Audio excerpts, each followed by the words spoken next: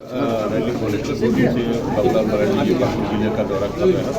कल से महसूस की शुरुआत करते हुए हिरणपुर रेतीपाड़ा और रेतीपाड़ा के इलाके में दूरस्थ एक गांव है कुमार बाजार में उन्होंने आज रात्रि विश्राम की है। आइए उनसे बात करते हैं। अच्छा ठीक डेढ़ मत लगेगा रैली के माध्यम से क्या हमने मार्केट का हम यहाँ के लोगों का जो हक जो राज्य सरकार चाहती तो आदिवासी के लिए राजनीति करते हैं, हम आदिवासी के बेटा आदिवासी के हित के लिए। लेकिन सबसे अधिक अगर हेमंत के राज्य में आदिवासी हमने कहा कि जैसे आप देखिए पाकुड़ साहेबगंज गोलका यहाँ पत्थर की खदानें हैं माइनर, लेकिन इन 4 वर्षों में आप सब लोग निकाल लीजिए कितना यहाँ के आदिवासियों को खदानों के लिए, तो आपको ध्यान में आएगा कहीं कुछ किसी को दिया नहीं। सरकार चाहती तो यहाँ के नौजवानों को खदानों के लिए, तो हमने कहा कि भाई यहाँ के लोगों का हक है, अधिकार है, वो हमें मिलना चाहिए और उसको हम देंगे। हमारी इच्छा है कि झारखंड में और इस क्षेत्र में माइनर मिनरल्स है तो जिसकी ज़मीन पर पत्थर है तो उन्हीं के नाम से लीज आवंटित कर देना। वो अगर सक्षम नहीं है तो गांव के लोग, बगल के लोग, और फिर सरकार उत्खनन के लिए पूंजी भी उपलब्ध करा दें। अभी आपने देखा होगा कि देश के प्रधानमंत्री नरेंद्र मोदी जी विश्वकर्मा योजना के तहत ट्रेनिंग भी देने वाले हैं और लोगों को रोजगार के लिए पूंजी भी देने वाले हैं। तो झारखंड सरकार भी यहाँ के लोगों को खजाने भी दे सकती है और पूंजी भी दे सकती है ताकि लोग रोजगार कर सकें और लाखपति क्या करोड़पति लोग बन जाते। लेकिन हेमंत सोरेन नहीं किया। हेमंत सोरेन ने अगर खदानों के लीज दिया तो किनको दिया? उनके विधायक प्रतिनिधि है, उसकी पत्नी है, उसके जो सलाहकार है, ऐसे जो दलाल है, बिचौलिया है, उन्हीं लोगों के नाम उन्होंने दिल्ली से, मुंबई से, कलकत्ता से, पटना से जो बड़े बड़े कॉन्ट्रैक्टर आए उन लोगों के नाम से खदानों के लिए आप 4 साल के देख लीजिए दुमका तक पाकुड़ सब तीनों जिला। तो हमने कहा कि भाई यहाँ के लोगों का ये हक बनता है, अधिकार बनता है, वो हमें दिलाना है। मालूम की घाट को भी देख लीजिए क्या कर रहे हैं, सब लूटा जा रहा है। भाई आप यहाँ के लोगों को तो दे सकते थे, फ्री कर सकते थे ताकि लोगों को आसानी होती, वो भी नहीं कर रहे।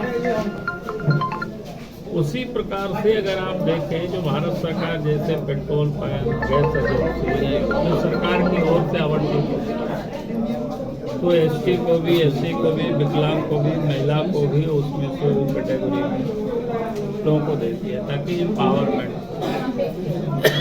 तो हम कहें कि भाई यहाँ जो दारू की दुकान भी है, हमारी माँ बहनें तो सड़क के किनारे हड़िया बेचती हैं, दारू बेचती हैं, तो उनके नाम पर दारू की दुकानें भी आवंटित कर सकती थी आबादी के प्रोपोर्शनेट। हम नहीं कह रहे हैं टोटल के टोटल, लेकिन आज तो दारू भी छत्तीसगढ़ से लोगों को ला करके बांट रहे हैं। तो ऐसे अनेक उनके अधिकार में है जिनको यहाँ के लोगों को दिया जा सकता है, अपने पैरों पर खड़ा हो सके, रोजगार कर सके, बिजनेस कर सके, व्यापार कर सके। और नहीं तो आप देखे होंगे कि झारखंड से 15-15 मजदूर उत्तराखंड चले गए या टाइना में। अगर यहीं रोजगार के अवसर होता तो फिर मुझे नहीं लगता है कि इतनी बड़ी तादाद में लोग बाहर की ओर चलाएं। तो इसलिए हमने कहा कि जो अधिकार यात्रा है वो लोगों को अधिकार दिलाने के लिए है ताकि लोगों को उसका लाभ मिल सके।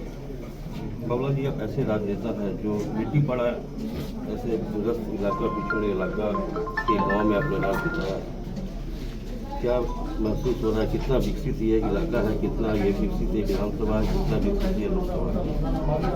देखिए, मैंने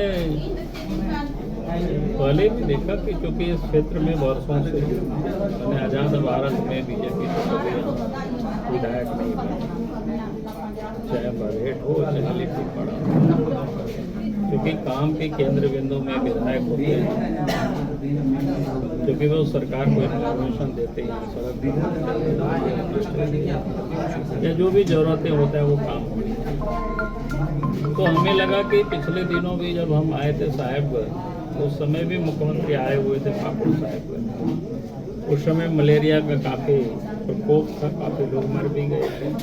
तो हमें लग रहा था कि राज्य के मुख्यमंत्री उन गाँव में उड़न खटोलों से चले जाएंगे, उनको तो 5 से 10 मिनट लगता, लेकिन कहीं गया नहीं।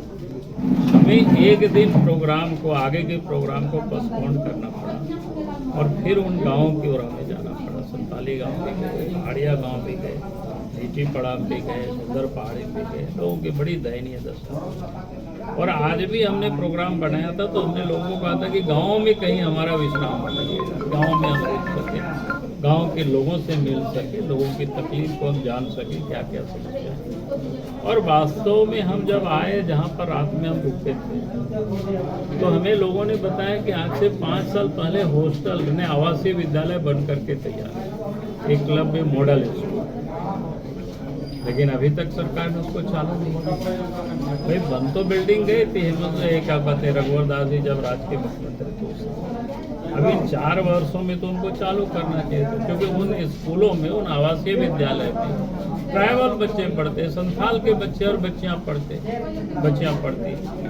लेकिन उन्होंने चालू नहीं की, ऐसे ही पड़ा हुआ है।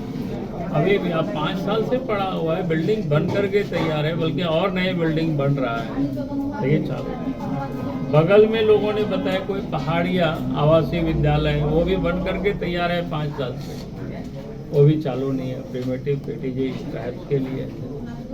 आप सोच सकते हो, झारखंड का हेमंत सोरेन कहता है कि हम आदिवासियों के लिए काम कर रहे हैं, मेरे राज्य में आदिवासियों को तकलीफ नहीं हो।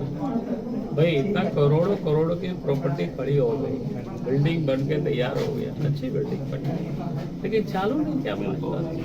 तो खाने होने की व्यवस्था कर देनी थी, चालू हो जाता, बच्चे भी पढ़ते, 3-4 साल में बच्चे मैट्रिक भी पास करके निकल जाते, लेकिन उन्होंने कुछ नहीं किया। तो गांव में रुकने से और रहने से ये सारी जानकारी अपने आप मिल जाती है। मिशन 2024 को लेकर क्या है? देखिए, मिशन 2024 बिल्कुल स्पष्ट है। झारखंड में भारतीय जनता पार्टी पहले 14 में से 12 सीटें एनडीए गठबंधन को मिली हुई है, 2 सीट में से एक कांग्रेस को, एक जेडीयू। हम सब लोग ये प्रयास कर रहे हैं अगले 2024 में मिशन 14 सीट जीत, उसी की तैयारी में सब लोग